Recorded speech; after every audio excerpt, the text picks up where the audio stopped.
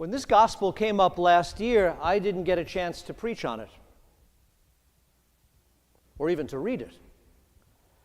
If you recall, this time last year I had just had retinal replacement surgery, and while you were in your customary places, Father Ron Barashevsky was kindly serving the liturgy, and I was stuck in the sacristy with my head pretty much in my lap, as it had to be for 7 days in order for the super glue to take.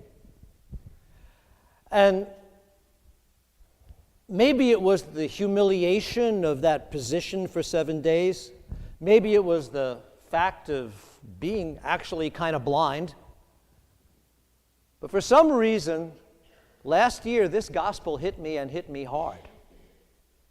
The eye is the lamp of the body. And I'm going to tell you that I couldn't hear a word Father Ron said in the homily because of the way the acoustics are in here, but just that line of gospel changed my life a little bit. Because it's true. You want to know what really matters to you? Just be honest about what you look at, what you look for, how you view things. And if you're having trouble being honest, just ask your phone. Because your phone knows exactly what you look at, knows exactly what you're interested in. And those algorithms just keep feeding you more and more and more of exactly the same, whether it's cat videos or God knows what else. The beautiful thing is that we can, and we have to, train our eyes.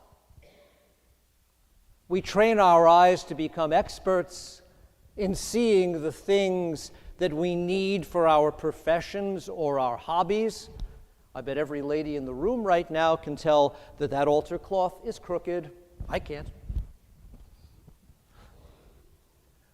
We can train how we see, and the life of the church helps us to do that. The psalm we pray at Vespers every night, the psalm you would know from the pre-sanctified liturgy, Psalm 104, teaches us to look at every created thing and trace a line from it to the Creator who made everything we see and even the microscopic things we don't see, and to find in everything God made a hint of His goodness, His power, His wisdom, His providence. Because if we don't look at the world that way, how are we going to look at it? Precisely the way Jesus says not to this morning. We're going to look at it in terms of, okay, what can I buy or sell here? What can I eat or drink here? What can I use here? What can I hoard here? What can I exploit here? What can I waste here? God's creation deserves better than that. The very first page of the Bible challenges you and me to learn how to look in every person to find the image and likeness of God. St. Paul even pushes the envelope further and challenges us to find in each other the most annoying of us, that brother for whom Christ died. Otherwise, how are we going to look at each other? As attractive or ugly or just boring? As potentially useful or probably useless? As interesting, as entertaining, as irrelevant, possibly as threatening or annoying?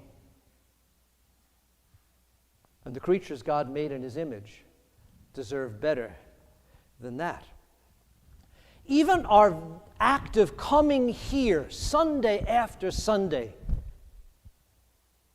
to worship, as God has commanded us to do, to put ourselves in His presence as God has commanded us to do. Even this, if we let it, can train the way we see, because we are invited to come here into the glory of God, to see His presence in the Holy Eucharist and in all the sacraments of the church, to see His speaking voice in the words of the gospel, to bask in His glory, and as St. Paul says in his second epistle to the Corinthians, to let that glory reflect back off of us and change us as we give glory back to God. That's possible. But if we're not looking for the glory of God, we're going to be stuck looking for something else, like celebrity, like fame. And we're going to stare at people whose fake images can only make us lustful or envious or depressed, because we can't be as good as they seem to be at whatever this thing is that they do that made them famous. We can train our sights. We can choose what we look at and what we look for. Faith teaches us to seek to see Jesus Christ. The liturgy is going to say, we have seen the true light. We have found the true faith. Faith teaches us to seek Jesus Christ. And we can see Him in the sacraments, in the Scriptures, in the holy icons. Even St. Paul says, in this community that gathers around Jesus Christ and is related through Him. Hope seeks the fulfillment of God's promises to us. And you know, if we start to look for blessings in our lives, we're going to trip over them because there's so many. But we have to be looking for them rather than for the next cat video. And love seeks to give back to the Lord who loved us so much as to offer His life for us. To give back by looking for opportunities to sacrifice and to serve. That's how the church tries to train how we look.